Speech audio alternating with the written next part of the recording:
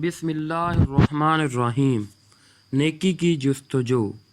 ہر لمحہ ہر قسم کی نیکی کی طلب اور جستجو تو مومن کی فطرت کا جز ہونا چاہیے، لیکن رمضان کے مہینہ میں اس معاملہ میں بھی خصوصی توجہ اور کوشش ضروری ہے، اس لیے کہ یہ وہ مہینہ ہے جس میں آپ جس نیکی سے بھی خدا کا قرب تلاش کریں اس کا ثواب فرض کے برابر ہو جاتا ہے، اور اسی سے بڑی خوشخبری اور کیا ہو سکتی ہے۔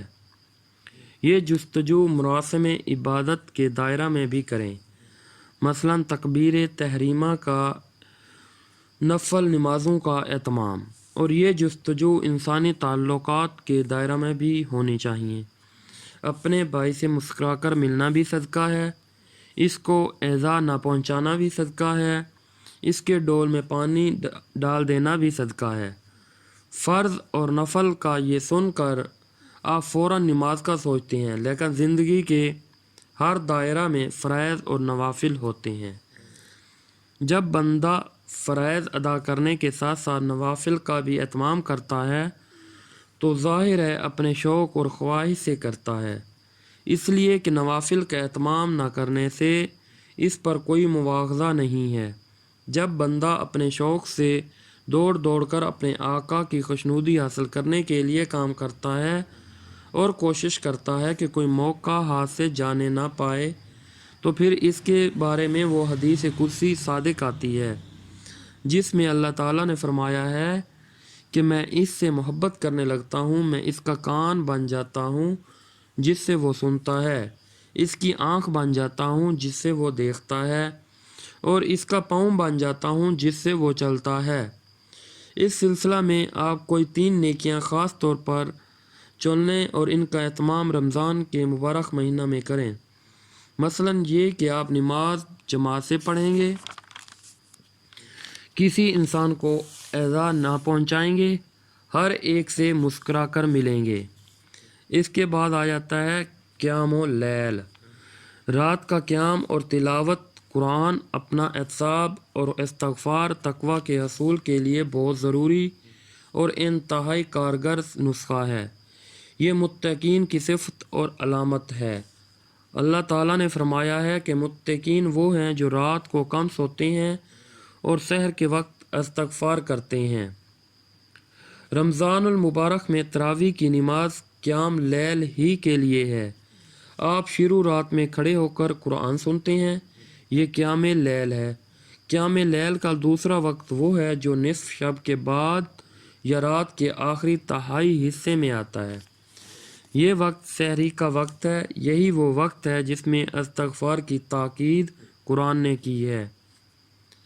رمضان کے مہینہ میں تھوڑا سا اہتمام کر کے رات کے اس آخری حصے میں آپ قیام لیل کی برکت حاصل کر سکتے ہیں۔ اس کا طریقہ بہت آسان ہے۔ سحری کے لیے تو آپ اٹھتے ہی ہیں، 15-20 منٹ پہلے اٹھ کے وضو کر کے 2 رکعت نماز پڑھ لیں۔ یہ رات کا وہ حصہ ہے جس کے بارے میں نبی کریم صلی اللہ علیہ وآلہ وسلم نے بتایا ہے کہ اللہ تعالیٰ دنیا والوں کے بہت قریب آتا ہے اور پکارتا ہے، کون ہے جو مجھ سے مانگے کہ میں اسے جو مانگے وہ دوں؟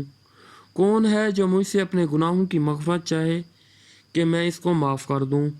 بخاری شریف، مسلم شریف دونوں میں یہ روایت ہے ابو ہریرہ سے۔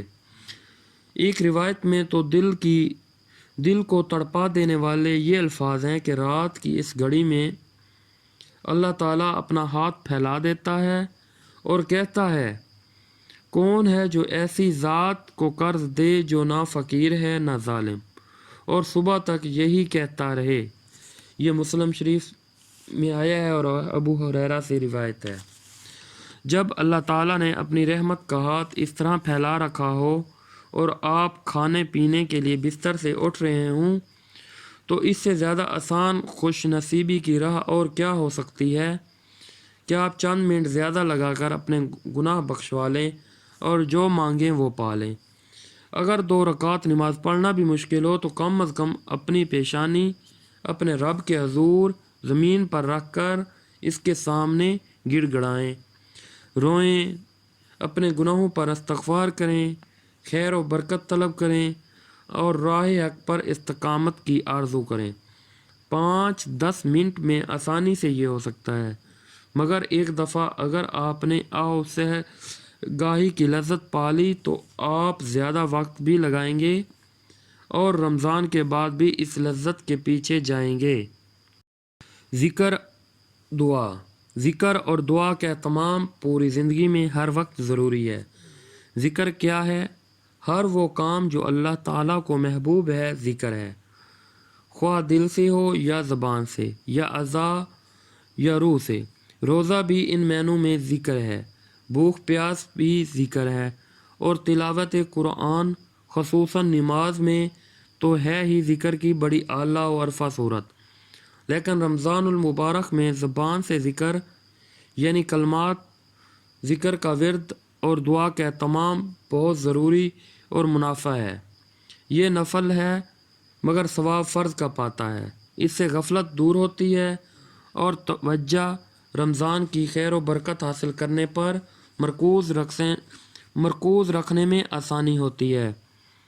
رمضان المبارک میں الحمدللہ، سبحان اللہ، لا الہ الا اللہ، اللہ اکبر، سبحان اللہ و بحمدہ، سبحان اللہ العظیم، لا حول ولا قوت الا باللہ، استغفر اللہ و اتوب الیہ جیسے کلمات کا ورد کثرت سے کیجیے تاکہ زبان اللہ کی یاد سے تر رہے۔ ایک صورت دعا ہے۔ دعا کی بنیاد یہ ایمان ہے، سب کچھ اللہ تعالیٰ سے ہی مل سکتا ہے اور سارے اختیارات اور خزانوں کا مالک صرف وہی ہے۔ دعا اپنے سراپا محتاج اور فقیر ہونے کا اقرار ہے۔ ہم اپنے کو صرف اللہ کا محتاج اور فقیر سمجھیں، یہی عبودیت کی روح ہے، کیونکہ رمضان المبارک کا ہر لمحہ عظیم خیر و برکت کا حامل ہے۔ اس لیے بار بار اپنے آقا کے آگے ہاتھ پھیلانا چاہیے۔ رمضان میں عام اوقات کے علاوہ قبولیت کے خاص اوقات بھی ہیں۔ ان میں افطاری کا وقت بھی ہے، اس وقت اللہ تعالیٰ کی رحمت متوجہ ہوتی ہے۔ اسی ضمن میں کوشش کریں کہ پہلے عشرہ میں رحمت کی طلب کثرت سے کریں، دوسرے عشرہ میں مغفرت کی اور تیسرے عشرہ پہ جہنم سے رہائی کی۔